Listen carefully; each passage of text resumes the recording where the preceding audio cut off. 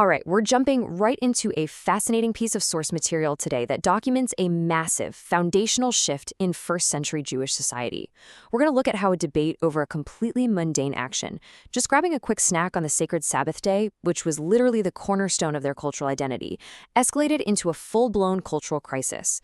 We're talking intense public polarization and ultimately a literal plot for murder. This text gives us an absolute masterclass in what happens when rigid tradition collides with new paradigms. Okay, let's dive into this. It's a question that sounds kind of absurd on its face, right? How in the world did picking a handful of corn lead to a plot for murder? But as we peel back the layers of the source text, we see that it wasn't really about the corn at all. It was about authority, it was about the interpretation of ancient laws, and ultimately who actually gets to decide what's right and wrong in a highly structured, strict society. Section 1. The Sabbath Corn Dispute. So the narrative begins simply enough. Jesus and his disciples are just walking through a cornfield on the Sabbath day. The disciples are hungry, so they start plucking ears of corn to eat. Totally normal, right? Well, instantly, the religious elite, the Pharisees, spot this, and they make a severe accusation. They immediately declare, "Behold, thy disciples do that which is not lawful to do upon the Sabbath day." It's a wild clash. A basic, simple human need for food suddenly collides head-on with strict, inflexible religious enforcement. Because to the Pharisees, the disciples weren't just snacking, they were technically harvesting, which was forbidden work on the sacred day of rest. Section 2. David, shewbread, and mercy. Now, Jesus doesn't back down from this at all. Instead, he answers their legal accusation with a really powerful historical precedent, pointing them straight to the famous story of David. But to understand his point, we need to quickly define shewbread. According to ancient law, the shewbread was sacred bread kept in the house of God, and it was strictly reserved for the priests alone. Absolutely no one else was allowed to touch or eat it. Yet, the text notes that when David and his men were hungry, they went right into the house of God and ate this very bread. Now, what's really interesting about this slide is the direct historical parallel Jesus is drawing here.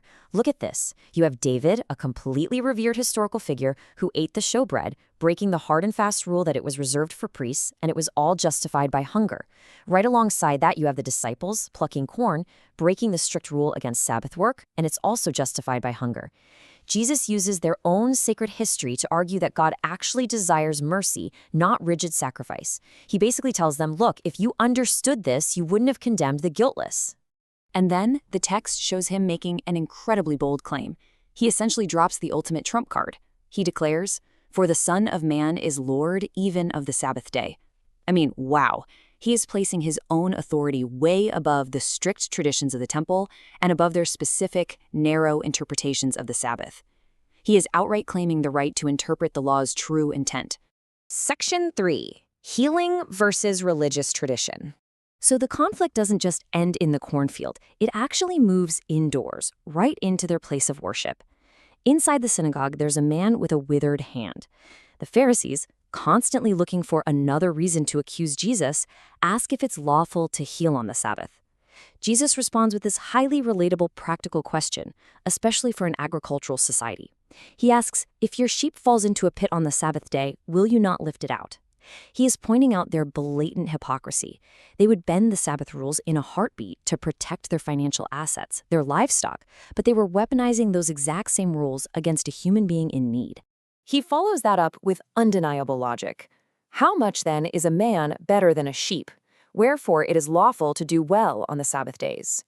He completely establishes a clear hierarchy here, where human well-being supersedes rigid legalism. And with that settled, he tells the man to stretch forth his hand, and it's instantly restored. Now, you might expect some applause here, right? A guy just got his hand healed? But look at the reaction recorded in the source material. Then the Pharisees went out and held a council against him, how they might destroy him. This is the massive turning point. The elite class isn't just annoyed anymore. They are structurally threatened.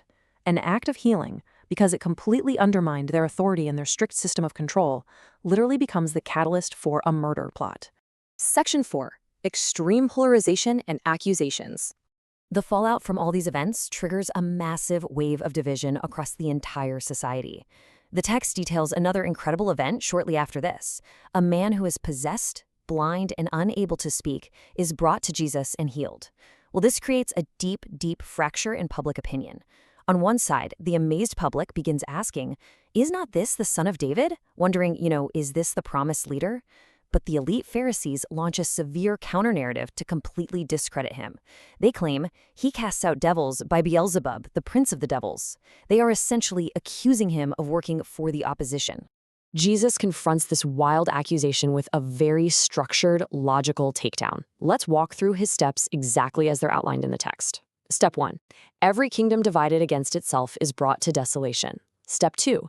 If Satan casts out Satan, he is divided against himself. Step 3. Therefore, how shall his kingdom stand? He completely exposes the absurdity of their argument. I mean, why would the prince of devils dismantle his own work? That makes zero sense. He forces them to recognize that if he is casting out dark forces by the Spirit of God, then a new kingdom has truly arrived, right on their doorstep. The rhetoric here reaches an absolute boiling point. In a shocking rebuke of the religious elite, Jesus calls them a generation of vipers and asks, "How can ye, being evil, speak good things?" The source text really emphasizes this concept that a tree is known by its fruit. You simply can't have corrupt fruit from a good tree. He tells them that out of the abundance of the heart, the mouth speaks. Every idle word, he warns, is going to be accounted for in the day of judgment because words ultimately always reveal the true nature of a person's character. Following this intense exchange, the scribes demand a sign. They want some new proof of his authority. But Jesus refuses to play their game. He tells them no sign will be given except the sign of the prophet Jonas. Just as Jonas was in the whale for 3 days and nights, so the Son of Man will be 3 days and nights in the heart of the earth.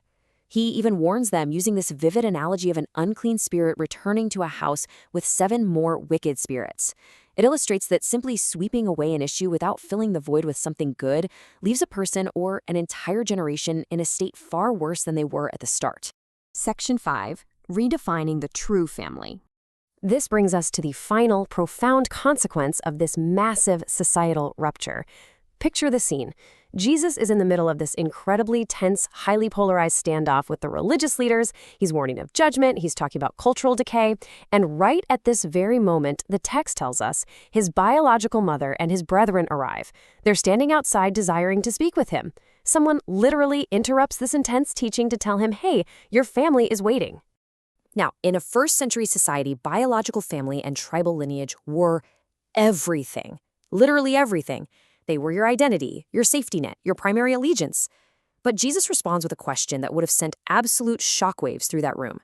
Who is my mother, and who are my brethren? So the crucial point is how he answers that. He stretches his hand toward his disciples and delivers a staggering redefinition of community. He says, "Behold my mother and my brethren, for whosoever shall do the will of my Father which is in heaven, the same is my brother and sister and mother." He is fundamentally shattering the old social fabric here. He's establishing a brand new paradigm where true community isn't based on your bloodline or how perfectly you adhere to strict ancient traditions. It is based entirely on shared action and aligning with divine will. Throughout this entire explainer, we've seen this constant underlying battle. Disciples eating corn versus strict laws. A man with a withered hand versus religious bureaucracy. And finally, biological lineage versus a community of shared values. The source material presents a complete societal upheaval, and it leaves us with a really compelling final thought. If rigid tradition clashes with mercy and doing good, which one actually defines your true community? It's a powerful question about what we value more, our rules or the humanity sitting right in front of us. Thank you for joining me on this deep dive into the text, and keep questioning what truly matters.